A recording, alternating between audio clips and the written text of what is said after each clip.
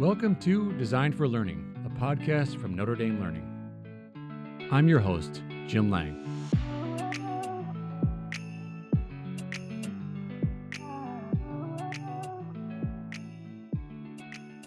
For better or worse, the educational theory that seems to have permeated American education more than any other has been learning styles. Although the definition of learning styles can vary, the most popular version of the idea argues that people can be categorized into visual, auditory, or kinesthetic learners. Hundreds of books and articles have been published on this idea. Many thousands of classrooms and curricula have leaned into this approach. And you hear people long past their school years referencing themselves in respect to these ways of learning. From its earliest origins, though, critics have underscored the very thin and tangled research line that supported learning styles. And in recent years, cognitive psychologists have tried to toll the death knell on learning styles without much success.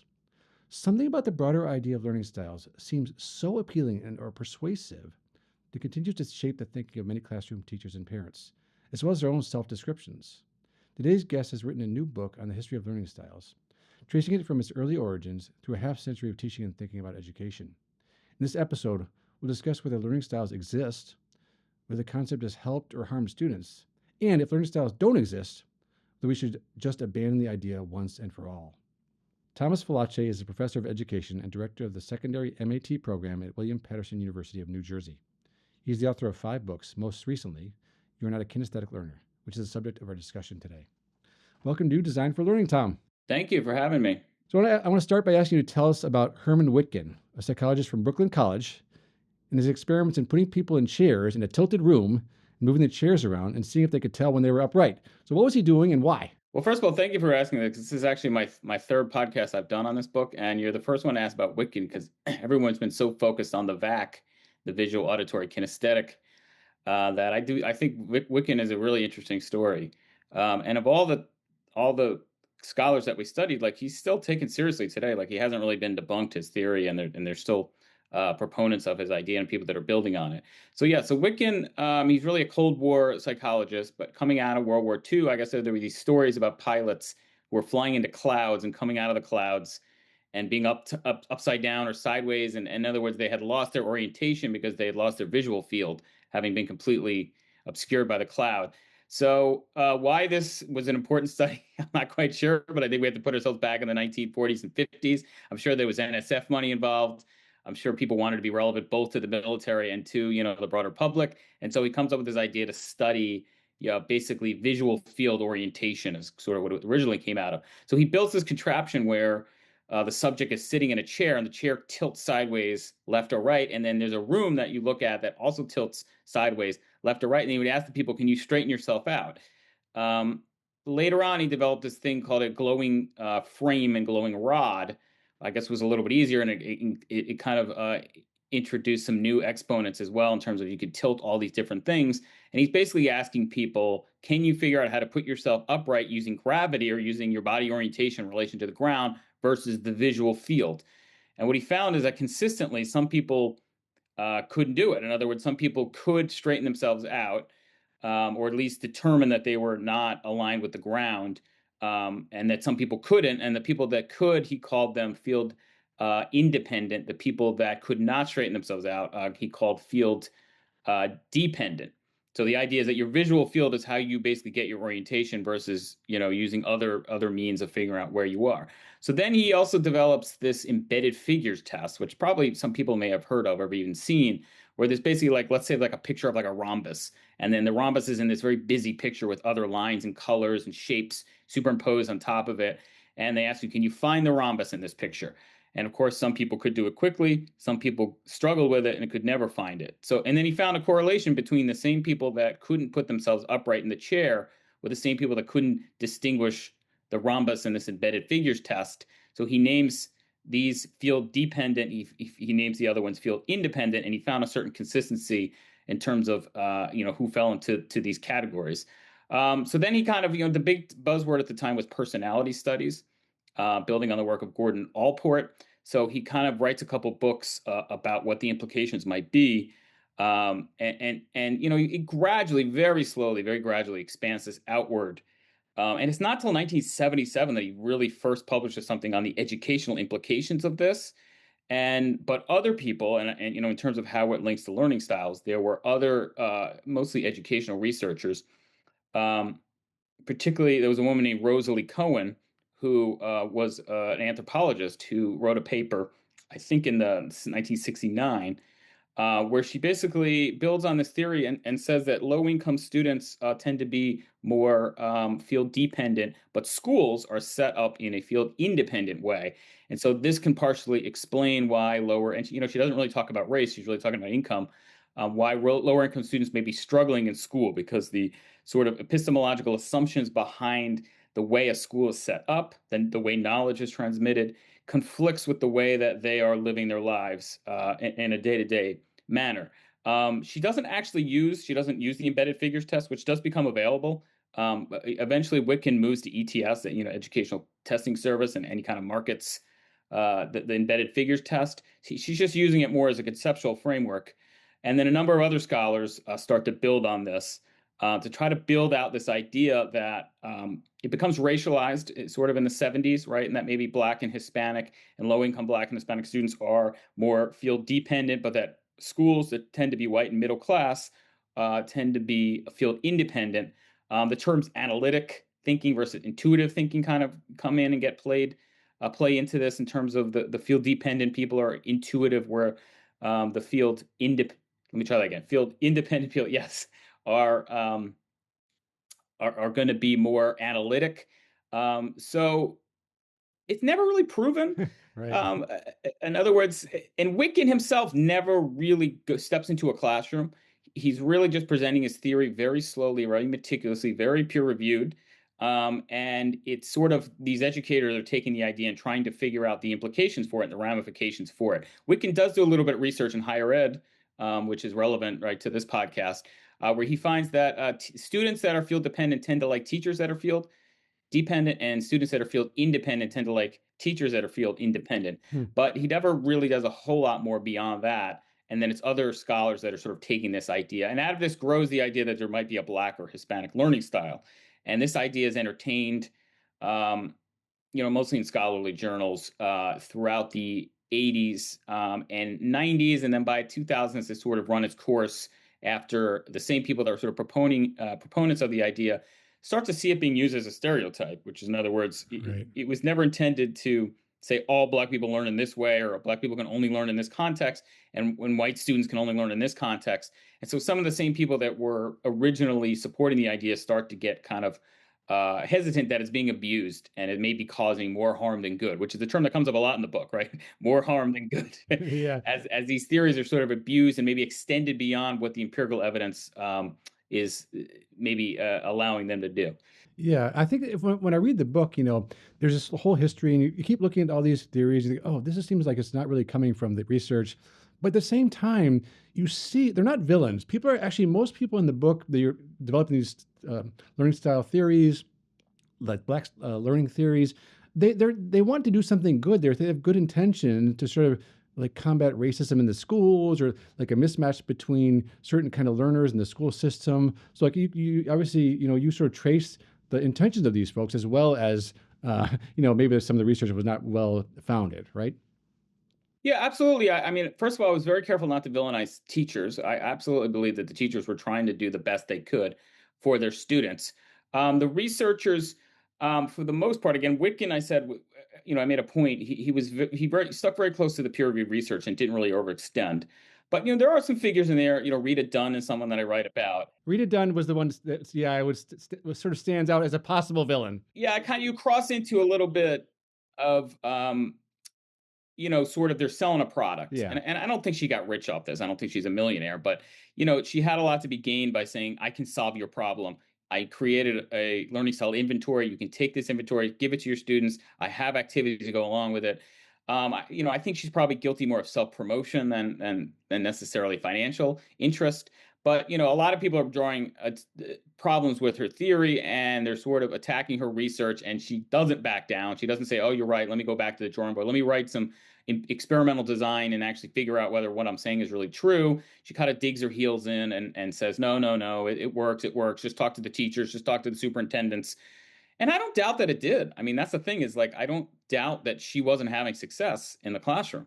And if you're a superintendent and your students are struggling and you've been hired to raise test scores, and you can hire this woman and she can actually deliver test scores, I I mean, I understand why they were excited about this theory. So it's a different question though, as a scholar, to ask: is it because of the learning styles, or is it because of some other reason? And it's at some point, obviously, I have a whole chapter on the dangers of the kinesthetic learner label. Are we inadvertently reinforcing inequalities in society by creating these labels? Maybe the readers haven't read the book, but the kinesthetic label gets disproportionately applied to Black and Hispanic students, students with special needs, English language learners, all the students that we traditionally think are struggling or having a hard time in school. They're all magically labeled kinesthetic, learners. And the kinesthetic label is the vaguest, the least sort of supported by the research. And just like nobody really knows what a kinesthetic activity is, nobody really knows what a kinesthetic learner is. There's really a lot of inconsistency in terms of what it even means. Like some people say you watch how to like a Home Depot video on how to do something. That's considered kinesthetic learning. No, are you not just watching it with your eyes? I mean, how is that not visual learning? I don't, Right. Right. or likewise, if you're doing a kinesthetic activity, it's not like you're putting a blindfold on and clogging your ears. Like you're using your whole body to do that activity, Right. including presumably listening to the teacher giving directions. So the divisions between these activities was always problematic also. But sure, by and large, teachers were trying their best to reach students. I think the researchers themselves were really developing the idea that we can't treat all students the same. I think that's still true today. Right. But it's often said that the theory is intuitive. It's also intuitive to believe that the sun revolves around the earth, right? That's intuitive. When I look at it, it looks like it's revolving around the earth. Right. But I wouldn't go teach that to people because it feels good Right. Right. or it feels right. Right. Right? We have it. I think as researchers and teachers, we have a responsibility to teach the most accurate that we have at that point, the accurate knowledge that we have. Yeah, it's fascinating when you look throughout the whole book, you're actually tracing like multiple threads, kind of coming to this place of believing this theory. You have the kind of racialized stuff coming from the way you trace it through Rita Dunn, all these other the Black learning theories. You have also the personality theories coming into play, and also historically the idea that the general idea that we have to like acknowledge that everyone learns a little bit differently, that people have like different like preferences for learning. Like that is also sort of aligned also with like the 60s, to sort of try to recognize individual dignity. So there's like a historical line there too, like put this in a historical context of like social movements in the United States too. Well, I think the major pivot is in the 60s when we move from equality to equity, right? Equality means treating everyone exactly the same, giving everyone access to the same curriculum, the same schools. And by the end of the 60s, we've abandoned that idea and we've developed an equity, which is that despite people's differences, we're trying to get everyone to achieve the same outcome. I mean, this is still an issue we're dealing with today. In terms of, what is the job of the school? Is it to have everybody achieve a certain level of learning, or is it to rank and sort? I'm thinking about all these debates about, right, grade inflation, and supposedly Harvard and Yale are looking at, giving less A's. And I'm just thinking like, well, what is the point? Do you want the students to learn something, or are you just literally trying to rank them? And what is the role of a school, and what is the role of the curriculum? It all comes back to this equality versus equity, I think, debate. And so, yes, the learning style idea kind of gains steam when schools are held responsible. And of course, No Child Left Behind was a big catalyst in terms of pushing this forward even more, because schools were then held responsible. You couldn't just bury your weak students in the statistics of the strong students. Because No Child Left Behind, you had to disaggregate by race and disaggregate by class and disaggregate by ELL and special needs status. All of them had to go up according to AYP, annual yearly progress. So a lot of schools that probably for decades thought they were great, and all of a sudden they're getting dinged because these students are struggling. So now the schools have to focus on those students. That the No Child Left Behind, that's why it was called that. It was sort of zeroing in on every individual student, making sure they were all growing. And this is an outcome of this sort of shift towards equity. Yeah. So, one thing the book talks about too is like why this theory gets so much traction. And, we talk about here in this podcast, to definitely aim more to higher educators. But at the same time, this is a thing that's just in the society in a general way, in teacher education programs. Actually, I was talking to my wife about this book yesterday, about your book yesterday on the phone. And I mentioned, just sort of described the book to her. She said, "Oh yeah," and when she was a teacher education program in St. Louis, this would be in the '90s. She went to like a learning styles school as part of her like graduate like field trips essentially, and she totally remembered it. And she was like, "It was a strange place, Students will do like musical science stuff, and so and so all the way from there to like here, I give workshops for faculty and on this campus and other places, and I still hear the idea of learning styles being mentioned by faculty members in the discussion section. So why this theory gets so popular and became like so adopted everywhere? I think it's intuitive. It seems like it makes sense. We haven't talked about Howard Gardner's theory of multiple intelligences, but that was never intended to be a learning theory, or I should say, it was never intended to be a learning style theory. It really was about how society defines intelligence. But a lot of teachers take that and develop that. That theory was really popular, and I think it justified student teachers sort of intuitive sense that students were different and that they didn't have a language to describe the differences of the students and why some were achieving and some weren't, but they seem to have strength in some areas and not others. And so it kind of creates a framework for describing, explaining this disparities in the students that they were seeing. But again, all of this stuff is about categorizing students and labeling them. It's not really about finding pedagogical strategies. In other words, most of the psychologists stop right at the point where things will get interesting, which is like what learning strategies will actually teach these students. Right. They don't have that knowledge. They don't see that as part of their job. And so that's kind of left to the teachers, and the teachers kind of fill that in, and some of these curriculum specialists and professional development specialists are left to kind of fill in that hole themselves. For whatever reason, that tends to be where it stops. I mean, I'm a historian, so I write history all the time, and at the end, I'm always getting pushback from the editor, like, okay, well, why does this matter, right? So that last paragraph, and now all of a sudden I have to kind of quickly throw something together, and then all the people that read the article, all they care about is that one last paragraph. Right. And like, I spent like 10 minutes on this. So I think there was a lot of that going on with these, theorists. I mean, they spent all this time and energy and grant money, come up with these really tight theories, and then someone said, "So what?" And so then they went, "Well, I guess maybe teachers care about this," but they don't have the knowledge, they don't have the empirical evidence to really say what the teaching implications are. But they don't want to say I'm irrelevant.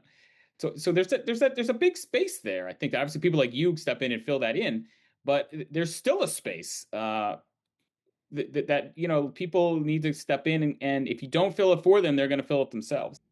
Yeah, because people read the theories, they're fascinated by them, and they're okay. What do I do with this? And you're right. If someone's not doing that work for them, they're smart people. They want to do the good work for their students and find ways to apply these theories. And so I think you're right about that. That gap is definitely part of the problem. I definitely felt when I started writing about teaching and learning myself, I feel like I was a synthesizer, like drawing from both sides. But I feel like more neuroscientists, cognitive psychologists are actually filling that gap themselves now. I think there's more that's happening right now than happened 20 years ago. And that kind of leads me up to the critiques of learning styles, which are coming from folks like Dan Willingham's, cognitive psychologists, who are, saying, okay, doing what you did essentially. So it looks where this comes from. There's not much research behind this stuff, and why should we let this idea go? Or even it's been harmful. But you have a good interesting point about this. It's like, how much harm did it really cause? So tell me a little bit about that. Well, yeah, I mean, again, I go back to that Rita Dunn example. Like, I have no doubt that she was being successful in what she was doing. So what then? Maybe there's not a there there.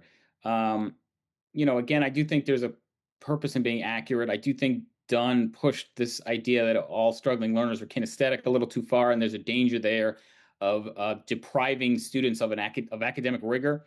The very students that need it the most. So, there's that outcome. One of the last studies I cited, in fact, I submitted the article, it was under review, and a study came in while I was basically waiting for the book to be reviewed. It was kind of a missing piece, which was there were some researchers who asked students, parents, and teachers, what do you think about when you hear the word kinesthetic, and what do you think about when you hear the word, kinesthetic learner, and what do you hear when you hear the word visual learner?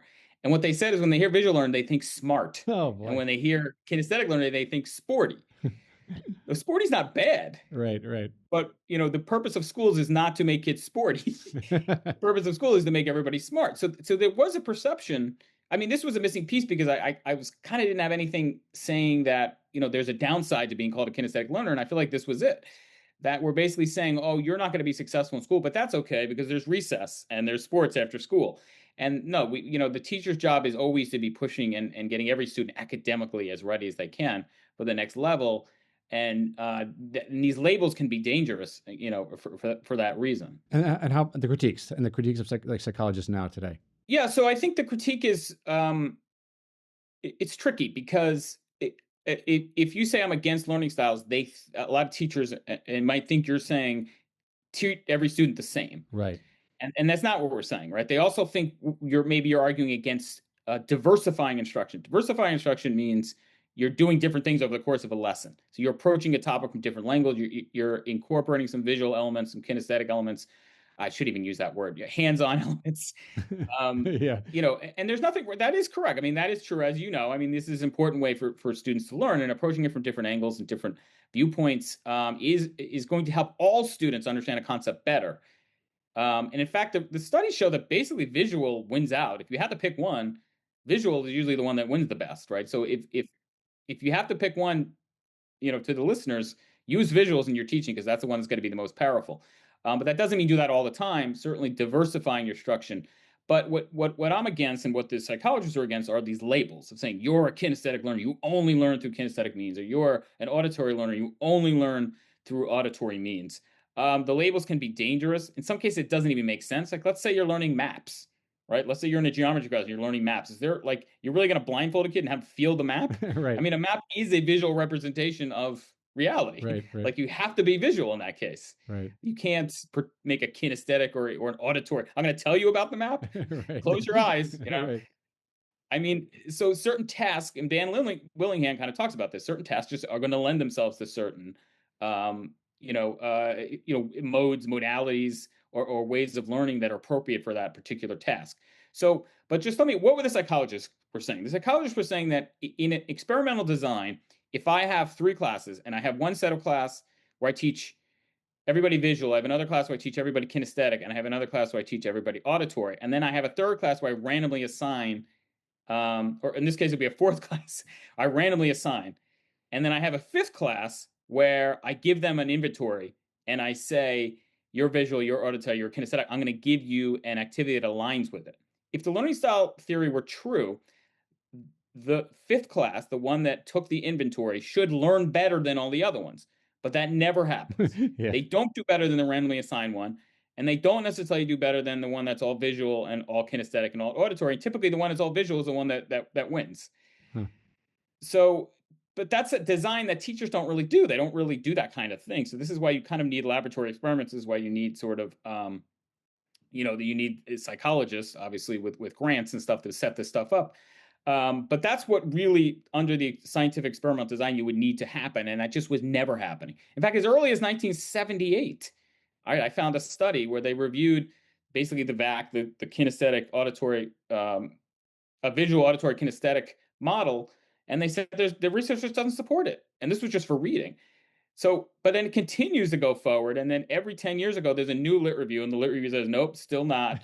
More studies, nope, still no research. Yeah. So it's not like it once had the research behind it and then it lost it when additional studies were done. Like, there was never research supporting this idea that you should be aligning particular lesson plans with the modalities of students, that they would learn better that way. Yeah, so there's a problem there. I've also read that people oftentimes will describe themselves as like a certain kind of learner, but when you test them, it's actually the one that's best for them is actually not the one they thought was best for them. Exactly. So it's a self-description problem as well. And they can use it as an excuse, like, oh well, I can't do Right. that reading because I'm a kinesthetic learner. Or I'm a visual learner. That's the common one. I'm a visual learner, so stop explaining things. I need a paragraph. I need a picture. I need an image. But that's not necessarily true. Yeah. So let's move forward in the higher education classroom, and you teach actually, right? Obviously, you teach in the higher education classroom. So, like, do you make a real point to sort of diversify your instruction in terms of like images and audio? I mean, what's your thinking about this for your own teaching? Sure. I mean, I teach almost entirely asynchronous online. That's a whole nother ball game right there. But yes, I use videos. I use readings. I use some discussion board. I'm not a big fan of discussion board in general. I use it very carefully. That's a whole nother discussion. Yeah, yeah, yeah. but but yeah, absolutely. I do try to diversify it. I think about the lengths of the reading. I always try to find the shortest version of something I can find. Not because of rigor, just because they're busy, and the less time they think reading, the more time they can do the activity and apply the information to the task that I have for them to do. Um, but yeah, I mean, I've had to shift from a face to face to asynchronous. So that's been basically taking the kinesthetic out of it, I guess. I mean, I don't have students make video themselves, I don't know, unpacking their lunch or anything. Yeah, yeah. So I think this for me, that yeah, I know you just mentioned the idea of like not having like drawing too many conclusions from your historical analysis, but still, at the end of the book, you kind of talk about how this kind of research might help us have some healthy skepticism toward new ideas or theories in education. I think it's worthwhile, talking about this for a second or two. And the one that I feel is really, prominent right now is sort of individualized instruction with technology, and AI is really pushing that conversation.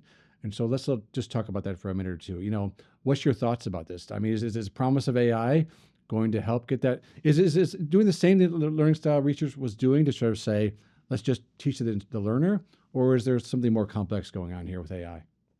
It's interesting. How does AI lay upon some of these theories that are introduced in the book? So much of them have to do with personal connection, Right. right? If you're an intuitive learner and you're field dependent, then the connection you have with the instructor is actually really important, and the comfort you have in the environment that you're in. And so asynchronous learning and even AI learning, I think, is going to strip you of that. But I suppose if you create an AI bot that's really personal and gets to know you better, it could perhaps address that. Um, I know there's stuff now where like a lot of older people are living by themselves. They're creating these sort of AI bots that can kind of give them comfort and make them feel less alone. Um, so yeah, it's very complicated. It's so early.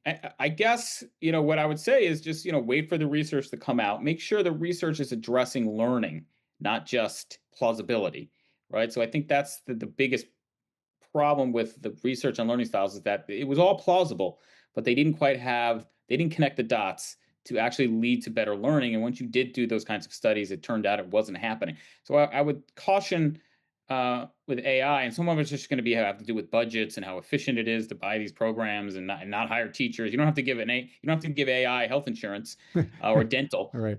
So, I mean, that's going to be part of the conversation. It's just budgets and efficiency. And so there's going to be some trade-offs. But, I think, what does the research say? And again, back to discussion boards. Sorry, I mentioned earlier, I'm not a big fan of discussion boards because there's Yeah. no actual research that people learn from discussion boards. All right. All of the research on discussion boards and asynchronous environments have to do with how much the quality of the discussion, and then how much time on task. Right. But that's not learning. Right. I Right. mean, it's related to learning, but it's not actually Right. learning. Right. Right. So I see a similar thing happening with AI. We can't just look at quality. We can't just look at time on task. We have to actually look at learning, which is really where the rubber hits the road. I think one of the promises of AI is essentially that the AI can get to know you and then sort of like offer you learning tasks that would align with the way you are, essentially. And I think that's something I think we should think about, right? Are we designed to help? Are teachers designed to help people who become who they are, or who they already are, Right. or like push them further beyond that? And that's kind of where I think I'm not sure yet about. Like, I think the research hasn't shown us that yet. Well, something as simple as I'm an early riser. Like, I do my best work between 8 a.m. and like 2. By 3 o'clock, I'm like checked out. I'm worthless. But I know a lot of people the reverse. They don't get going until 8 o'clock at night, and they stay up late. So I think an AI and an asynchronous environment, I'm saying, allows my students to study when they do best, Hmm. when they have the most focus. So that's certainly one thing that could be used. Is that a learning style? Not really. I mean, that's just really about what you're comfortable with and your sleeping patterns. But sure, I could if I just forced myself to stay up later and started sleeping in, I could probably force myself to be a night owl. So I do think there's some potential there, but it's certainly, we got to be careful. Obviously, the panacea type language that keeps happening in education, like, oh, this is it. We finally crossed the threshold. After 250 years, we finally figured out how people learn. It's AI. That's Right, it. right. We're done. This is great. Thanks so much for having for talking today about the book, and I would really recommend this book to people. It's really enlightening for me and helped me. I think about other theories are coming down the line. The kind of healthy skepticism that you argue for, I think, is worthwhile for us to keep considering. So thanks for coming on. Thanks for having me. Designed for Learning is a production of Notre Dame Learning at the University of Notre Dame. For more, visit our website at learning.nd.edu.